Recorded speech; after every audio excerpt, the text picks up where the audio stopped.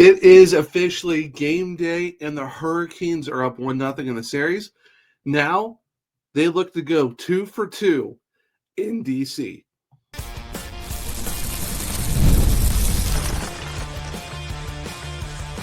You're Locked On Hurricanes, your daily podcast on the Carolina Hurricanes.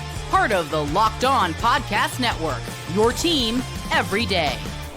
Welcome to a Thursday edition of Locked On Hurricanes, your team every day, part of the Locked On Podcast Network. Thank you to the Everyday for making this your first listen of the day. 5 days a week, Monday through Friday, talking everything about your Carolina Hurricanes.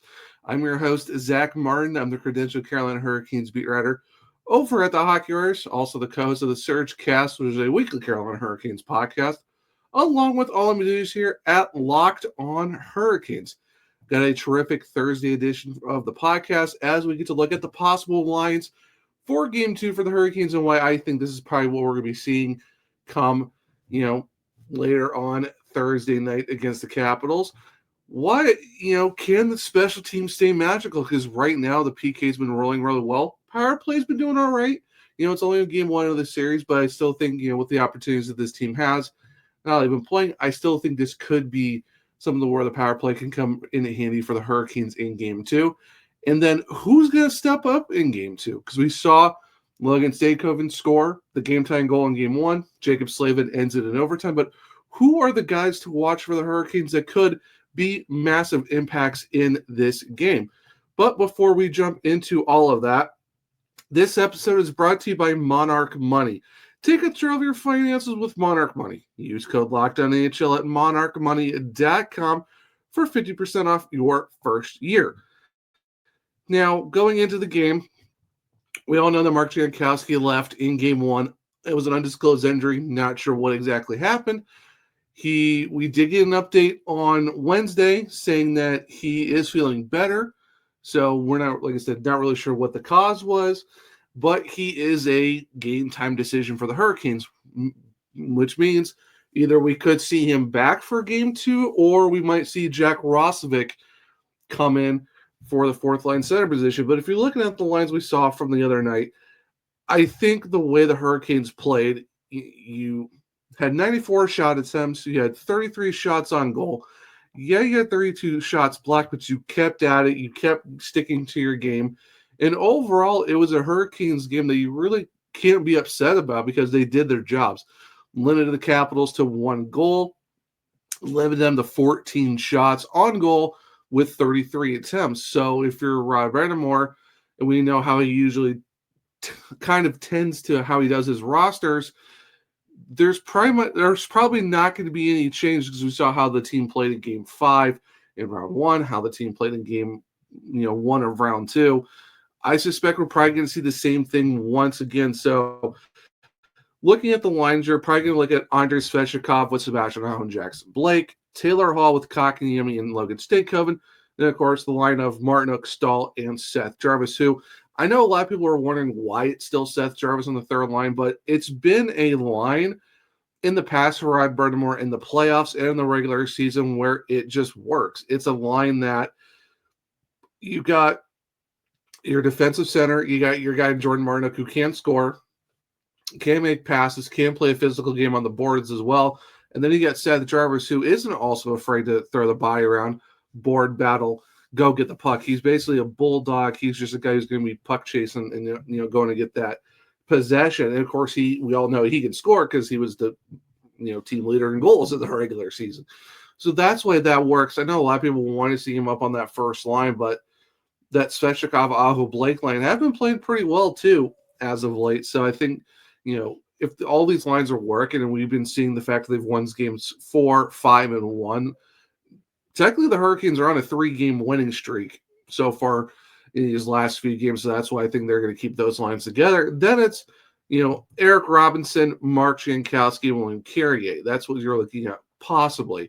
Like I said, if they don't think Jankowski's 100%, they want to give him an extra day just to be 100% better, then that's where I think you're going to see Roslovic fill in for Jankowski on that fourth line center. And then, of course, we all know Slavin Burns, Orlov Chatfield, Gostisbehere Walker. And if you look at the hockey stat cards or the stat sheets from game one, Slavin was by far the best player stat wise, slightly off from just having a perfect rating. Who was right behind him? Well, how about Brent Burns? So that first defensive pair played really well in game one, and it's nice to see the fact that it's not just Slavin who got a good rating, but even Burns got that too. Honestly, the defense all around played really well together in that game one. So obviously that's not going to change. First power play units, we all know Svech, Aho, Blake, Jarvis, Gossesbear. That's not going to change. Those guys have been doing pretty well so far. And then, of course, the second power play unit, Hall, Kotkaniemi, Stakoven. And this is where you go to that two defenseman pairing with Walker and Burns. Now, if Roslovic does come in for Jankowski, I think you might see Walker come out, and then you might see Roslovic coming in for that second power play. And if not, that's where I think those guys are going to be rolling together. And then, of course, who's going to be in net? Who's going to be that guy for the Hurricanes? And honestly, the way he's been playing so far these playoffs, don't be surprised if it's going to be Frederick Anderson. I mean, he's given up one goal in, 4 games that he's, completed for the most part. And yeah, he gave up, he lost, that one game in double overtime, gave up 3 goals. But other than that, even with leaving game 4 early, he's only given up 1 goal in the 5 games that he's played. So, guys talking about him also with the 1.4 goals against, the 930 save percentage. It just makes sense that you're going to probably see Anderson in the net, because I know you don't want to have Piotr still waiting and don't want to get cold. But as of right now, we all know coaches love to go with their hot goalie, and Rod Brind'Amour is also one of those guys. And right now, you look at Anderson, who's been that guy so far in the playoffs for the Hurricanes. Of course, that's why he got that contract extension. And you saw in game 1, the first game after the extension, he goes and gets the win. Yeah, he only saw 14 shots on goal, but hey, you need to make the big saves when you need to, and he did that. He said that he was playing more of Protoss, more of just him and not the puck. And if he was in a better spot, who knows? Maybe Anderson could have gotten the shutout. That's how close he was, because it was very close to the puck hitting off his right pad. So all in all, that's why I kind of think like you're going to just see Anderson once again. And that's why, with how the team's been playing as of late between game 4 of round 1 to game 1 of round 2, Rod doesn't really, he doesn't change the lineup very much. If the team is rolling and they're winning games, he's going to keep it the same. So that's why I believe that outside of possibly Jankowski coming out, if he's not a fully 100% ready to go, that's the only change I see in the lineups, at least. So you're probably going to get Roslovic in. He might come in as the 4th line center. He might, slide into the second power play unit and probably take out one of the defensemen. So that way it's not 2 D-men with the 3 forwards. But it should be very interesting, and I think the fact of just how they've been playing as of late, especially in game 1, where they kind of just kept going at it, out-hit the Capitals, which was surprising because it didn't seem like the Hurricanes were out-hitting them, but they did. They got 44 hits in game 1. Are we going to see the same thing in game 2? Probably not. You're probably going to see the Capitals come out and be a more physical team, try to really get under the Hurricanes' skin and kind of, try to control the tempo, because the Hurricanes, for the most part, set that tempo all game 1. Over 33 minutes of O-zone time for the Hurricanes. The Capitals were held under 17 minutes, and Hurricanes hit them, outshot them, pretty much just outdid them in almost everything. So I think you're going to probably see the Capitals having to come back and fight a little bit harder, because they definitely don't want to go into Lenovo Center on Saturday down 2-0. That's just putting a lot of pressure on those guys to try and win one on the road, and that gives the Hurricanes, momentum, I think, doesn't really shift between game to game. I think it's just in that moment of that game there can be momentum, but does it carry over? Most likely not, but you do get that sense of the pressure building as the series goes along. So if the Hurricanes, if they go with that same lineup and do the same thing they did in game 1, I think they have a really good chance for game 2. Now, speaking of that, can the special teams be staying special as they have been? Well, stick around and we'll talk about that here in a second on a Thursday edition of Locked On Hurricanes. You just realized your business needed to hire someone yesterday. How can you find amazing candidates fast? Easy. Just use Indeed. When it comes to hiring, Indeed is all you need. Stop struggling to get your job posting on other sites. Indeed sponsored jobs puts your post at the top of the page and help you reach the right candidates faster. Now you can speed up your hiring process with a $75 sponsored job credit. Just go to Indeed.com/lockedon right now and support our show by saying you heard about Indeed on this podcast. Terms and conditions apply. Hiring, well, Indeed is all you need. Welcome back to segment 2 of Locked On Hurricanes, your team every day.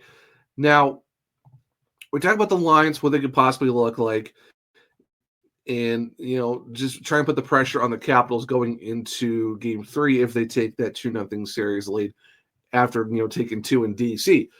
But the one main component, I think, it's been kind of a big topic for the Hurricanes, especially this playoff so far, is the fact that their special teams has been playing very, very well.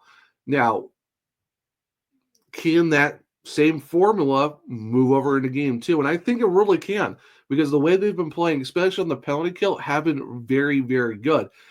Limiting themselves to only 2 penalties in Game 1. Killed off both of them. Now they're 17 for 17. They are still the only team with a perfect penalty kill. Knock on wood that it stays that way. And of course, their net PK 105.9 thanks to Jordan Martinook's shorthand goal back in Game 2 of Round 1. Now that being said, you got the Washington Capitals, who are now 10th on the PK because they shut down the Hurricanes for their 3 chances. And now they're up to 72.2. But even then, that's still kind of a bit of a struggle if you look at Washington, because you really, even with the Hurricanes struggling for the most part in terms of the power play, the Hurricanes are still 8th in the entire playoff at 27.3. And that's even with the LA Kings, who had a 40% are out, and even Montreal, who's a 33.3 is out. So really, if you look at the Hurricanes, are still a top 6 power play unit with all the teams that are left. And even Washington, Washington's 20% at 12. So as long as the PK does what they're supposed to, if you at least get 1 in their neck in the Game 2, that still sets them up pretty good, because you at least need to get 1. And I said this back around 1. You're not expecting them to score power. Like, you would love to see a power play goal every game, but it's just tough to do that, especially in the playoffs. But if you get 1 every other game, I still think you're doing pretty well overall. So as long as the Hurricanes, if how many opportunities they get in Game 2, if they at least get 1, hey, you're setting yourself up pretty well, because power play goals just matter that much more when you talk about the playoffs. But like I said, the Hurricanes are 17 for 17, playing phenomenally well. And if you look at the PK lines, we all know what the power play lines look like, but the penalty kill lines are just that much better as well. Your first unit, Aho, Jarvis, Orlov, Chatfield. That you got 2 really good 200-foot forwards, and you got the 2 defensemen who can play defense really well and produce some offense. Then you look at the second penalty kill unit, Stahl and Martinook. That's kind of just a given at this point. That's what they're good at. And of course, Jacob Slavin. Slavin is just that good. You could look at this as the first penalty kill unit as well. Definitely interchangeable with the forwards and the defense. And another guy who's there that's also kind of surprising is Brent Burns, is technically second penalty kill unit. Is he good on the defense? I say he's all right. But when you got Jacob Slavin with the Stahl and Martinook, that kind of, factors in that way. Would I would rather see Walker there? Yeah, I kind of would, because you've seen how Walker's been all season, especially in the playoffs.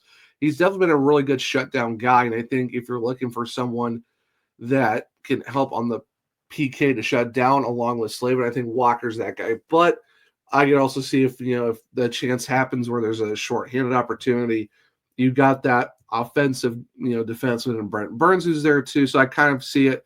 But if you want to look for another guy to possibly pair with Slavin on that penalty kill unit, I would say definitely look at Sean Walker. Now, that being said, with Mark Jankowski, and going back to segment 1, if Mark Jankowski is in that lineup for the Carolina Hurricanes, he adds another layer of a PK guy that you can put in. So you can throw in like a Jankowski with maybe like a Taylor Hall or a Stankoven or whatever combination, or William Carrier. You could add a Jankowski Carrier group with whatever defensive pair that you want to throw in there. So with Jankowski in the lineup, now you're adding a third penalty kill unit. I think that's kind of a big thing for the Hurricanes, because that goes back to what I've been saying for this whole playoff, that the Hurricanes are one of the most deepest teams in the playoffs right now. And if you add Jankowski in, what team can really say that they have 3 penalty kill units on one roster?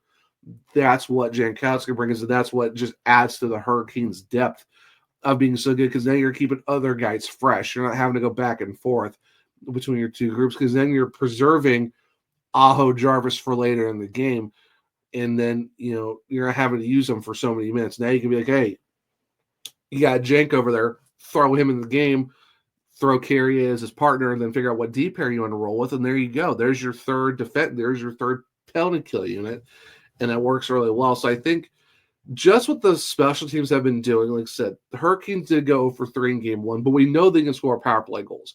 They got a lot of them back in round 1.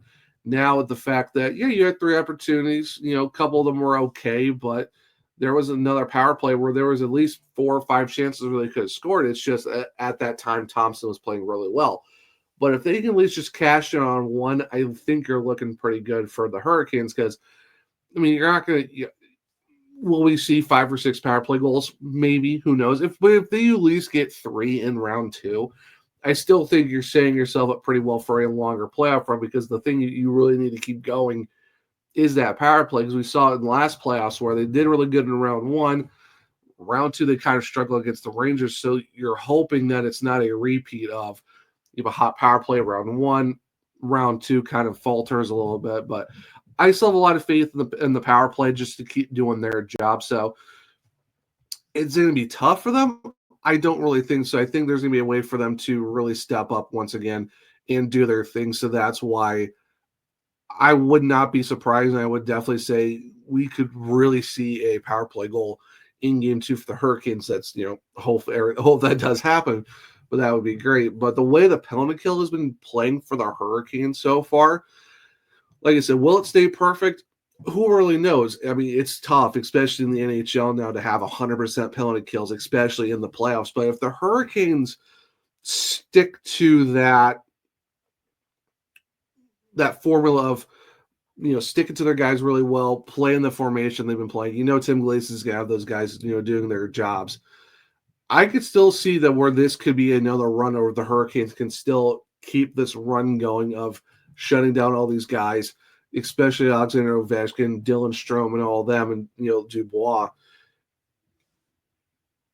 This is a trend, especially with how the Capitals' power play hasn't really been that great either. So I think with the Hurricanes and what they've been doing, is this is a trend that could still keep going, of them just being able to do their thing. And like I said, if the Hurricanes limit their trips to the box, like I said, they only had 2 penalties in game 1. And I've always said this, if you keep it to 2 or less, you're really setting yourself up to not get burned by another team's power play in the playoffs. Because if you really limit yourselves, even if even with 2 penalties, if one of them is a 4-on-4, then technically you're only a man down 1 time. So if you keep it to that at least 2 penalties per game, if you're Carolina, I think that's really going to help you it's really going to benefit you if you're the Hurricanes, because then you're not having to use the PK guys a lot. You're not having to use your, all those guys so many times on a penalty kill. They're not going to be extra tired. You're going to have a unit that's more fresh. Now you're sticking to more 5-on-5 hockey. Maybe you get more power plays out of it. So I think with them limiting their opportunities for the other team and just sticking to that style that's been working so well for them, I think that's where it's going to be a big key for the Hurricanes in game 2, where if they do that, you could see an opportunity where if they score on their own power play, limit the opportunities for the other team, and you don't have to use your PK guys a lot, I think the Hurricanes are in a good shot to take game 2, and then they're coming back to Raleigh with a 2-0 lead. And that being said, we talked about possible lines, what the special teams do, could they stay special, but who are the guys that need to step up, or not really step up, but be big contributors in game 2? Well, stick around and we'll talk about those guys here in a second on a Thursday edition of Locked On Hurricanes. Ever check your banking account and wonder, where did all my money go?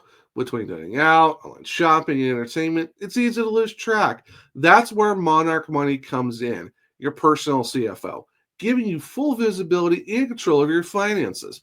Monarch Money isn't just a budgeting app, it's a complete financial command center. You can track all your accounts, investments, and spending in one place, so you stop just managing your money and start building wealth. Instead of juggling multiple apps, you can use Monarch to check your finances, track spending, and even plan long term goals.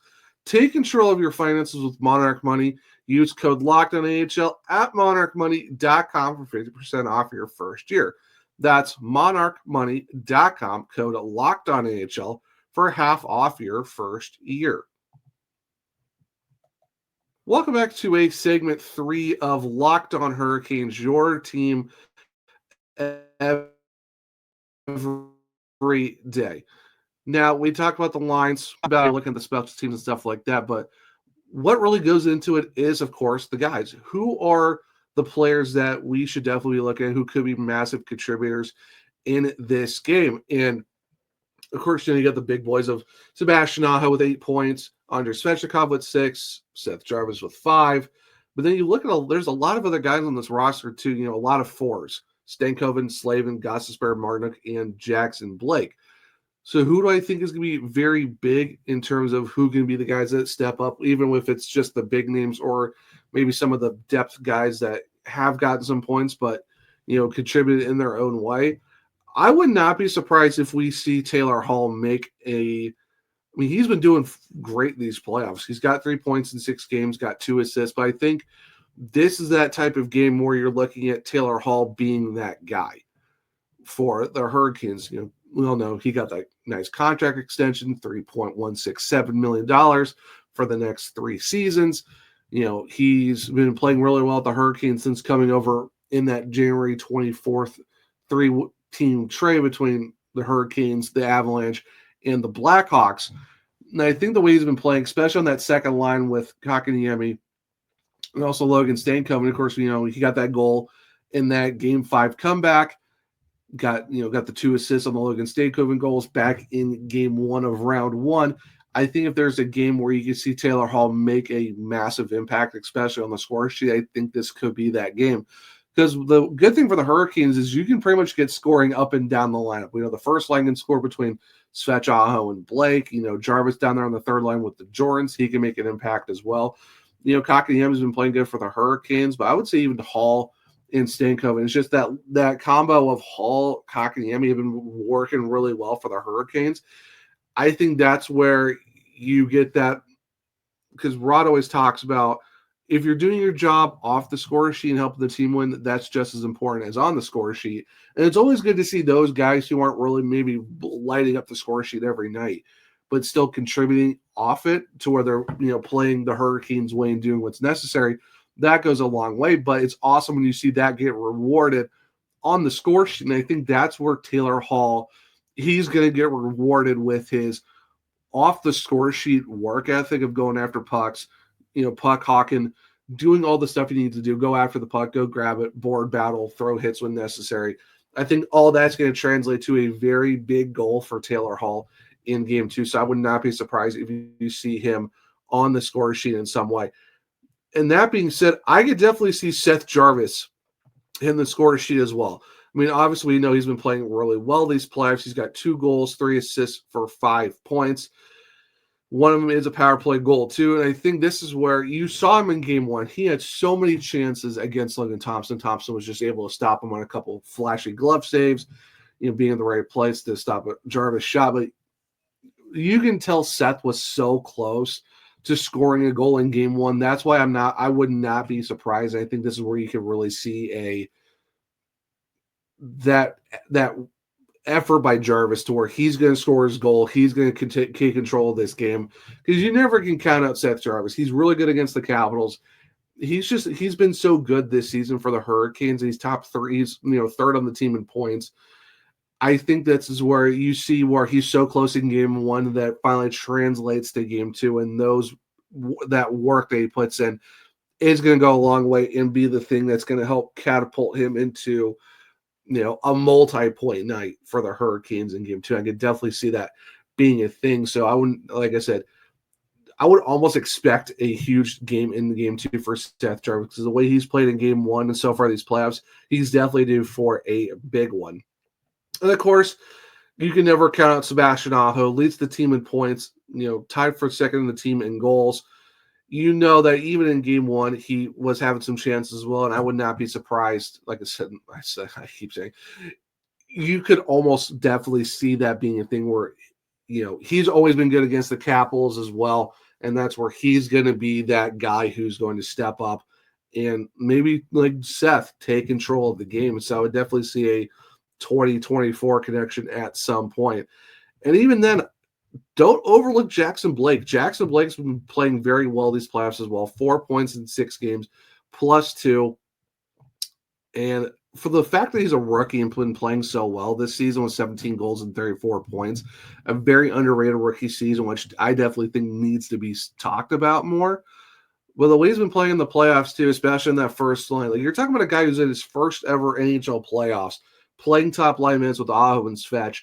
It doesn't seem like he's getting overwhelmed. It's like he's just been doing his thing that he's been doing all year, and I think that's where you could see a huge momentum game for him, because he was part of that comeback in game 5 in round 1.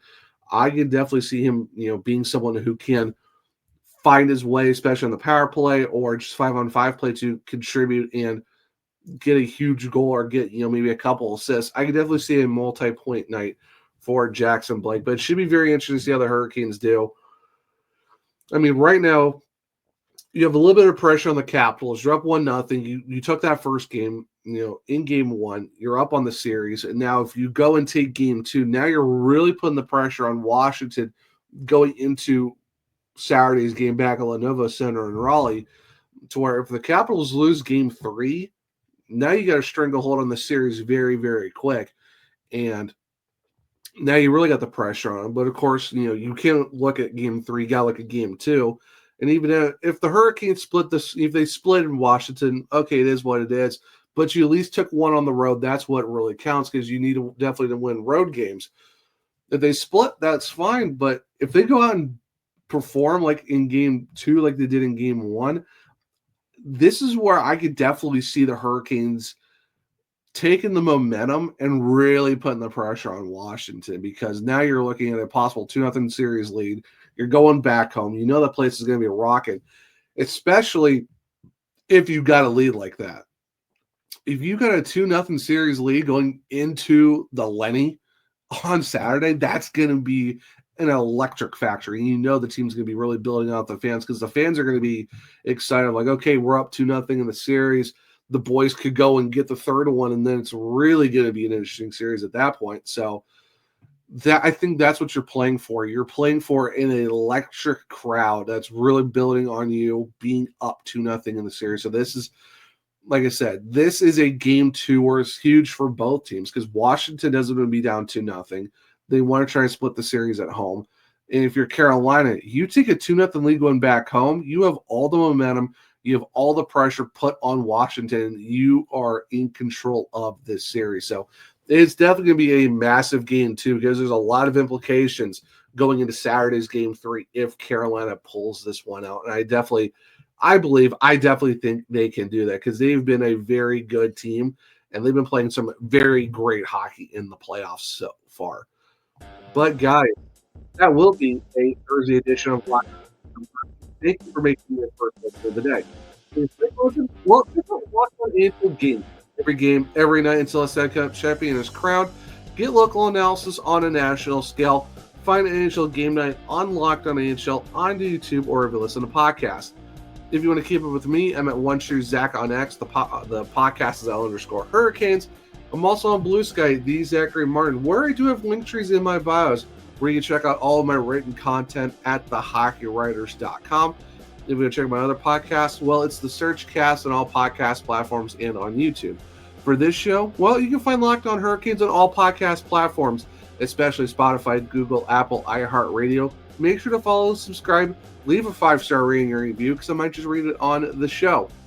For YouTube, well, it's Locked On Hurricanes. Subscribe Hit the bell notifications so you don't miss the show. Hit the thumbs up to let me know if you like the show as well. Share with all other Caniacs to become everydayers just like you. But I hope everyone enjoyed the Thursday edition of Locked On Hurricanes. Enjoy your Thursday and have fun watching your Canes play in Game 2 of Round 2 against the Washington Capitals. And until next time, as always, let's go Canes.